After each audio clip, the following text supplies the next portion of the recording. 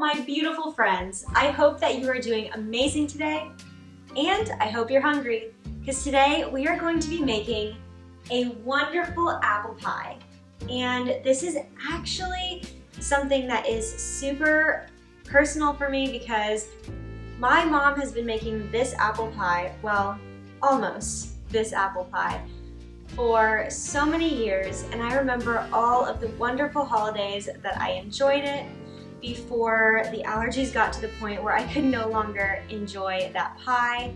And ever since then, I have still been looking for a way to recreate that experience. And today we have that exact thing.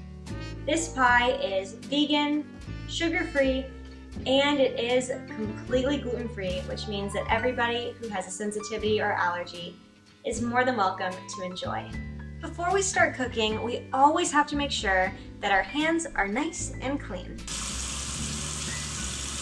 About the apples. So you'll notice in this bowl I have more than one type of apple, and that's for a very good reason. These Granny Smith apples are crucial to that beautiful tart flavor because this apple pie is not going to be overly sweet. It's going to be very tart, very fruity, and just all of the flavors are better when you have these. And as for your second apple, you're gonna use something like a Honey Crisp, a Cosmic Crisp, a Pink Lady. You're gonna use something that's just a slight bit sweet and tart with a nice bite to it. Whatever you do, please do not use Golden Delicious or those standard red apples, as it will not make a good pie.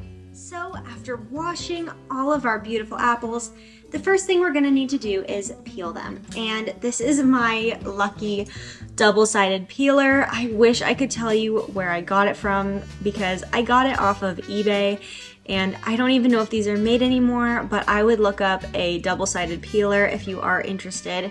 This side has a little beveled edge and this one's smooth, and this is like the only peeler I like peeling with. It's amazing.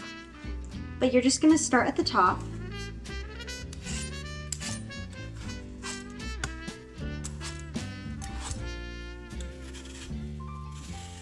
So now that we have all of our apples peeled, it's time to cut them and get those cores out.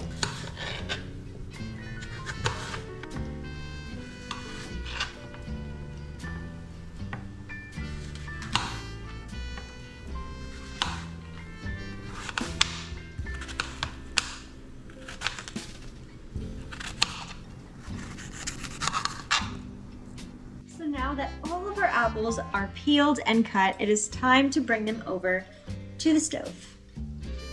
Before we even turn the heat on, we are going to be adding a tablespoon of butter, and I'm using this homemade vegan butter. You can use vegan butter, you can use butter, you can really use any type you want, but I like to make mine from scratch.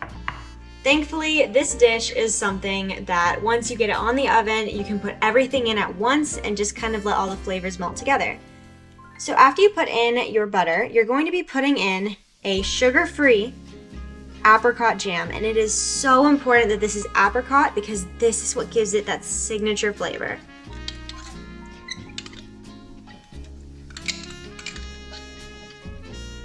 The final ingredient for our mixture is apple pie spice, and if you don't have that, you can simply blend it at home using nutmeg, clove, cinnamon, and allspice.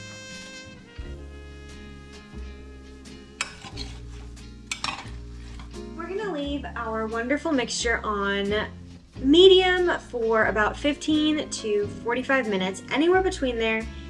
And you're gonna wanna stir it around every 5 minutes or whenever you just feel like it needs stirring. So we're gonna leave that mixture on the pot for around 30 minutes, stirring occasionally. And while that's going, this is a perfect time to start the crust. We're going to take some arrowroot flour. We're going to take some psyllium husk and some almond flour, as well as some water and some butter.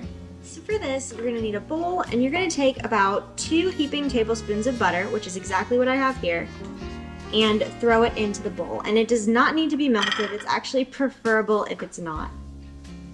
The next thing we're gonna do is be taking our almond flour and we are gonna pour out 2 cups of it.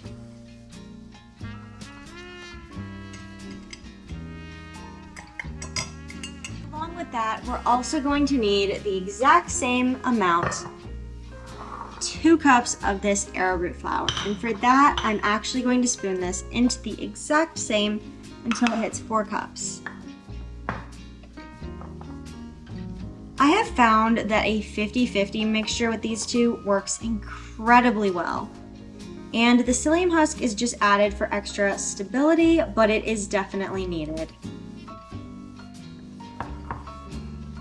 So for the psyllium husk, I've actually found that 1/2 cup does really well because you definitely want it to be much smaller ratio. If you overdo this, you run the risk of your crust becoming very chewy and gummy, and that's not how a crust should be.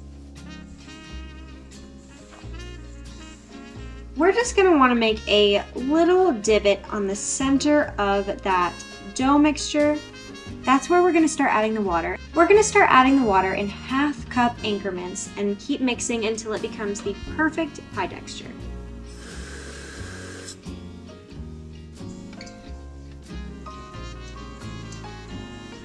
So now our dough is the perfect texture.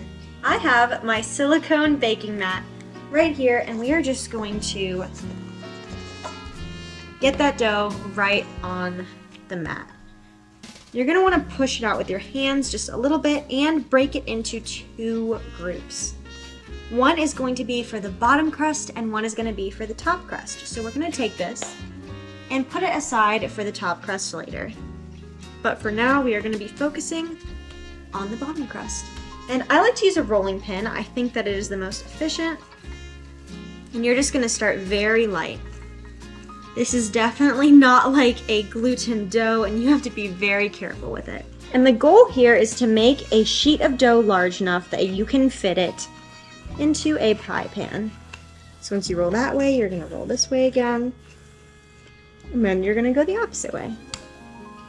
And you're gonna want this to be pretty thin, but still thick enough that you can pick it up without any issues. Now we're gonna take that dough right off and be very careful. Kind of use your fingers to sweep around the edge and get it underneath your hand. And we are just going to take it and put it right in that pie pan. Just get it right in there and pat the edges all the way to the side. We have our top crust rolled out, and our pie mixture is all the way cooked. So the apples are going to be semi-soft, and we are just going to pour these straight into the pie.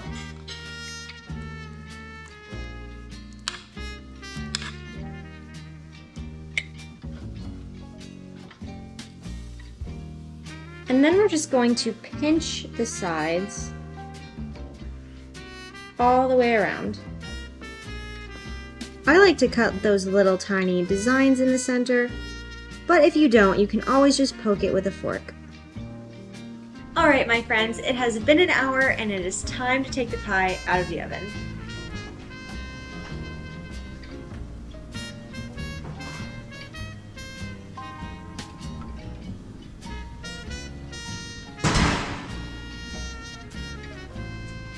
That looks beautiful, and it smells even more so.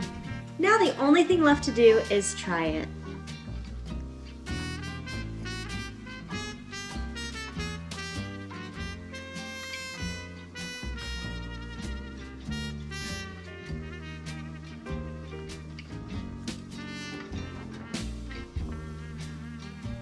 That is beautiful. That is a wonderful pie. That's all I have for you today, but thank you so much for spending time with me. And please remember to like, subscribe, share. Everything means so much. This recipe, along with many others, will be on my blog below, which I have linked in the description. All right, friends, I hope you have a day just as beautiful as you are. Bye.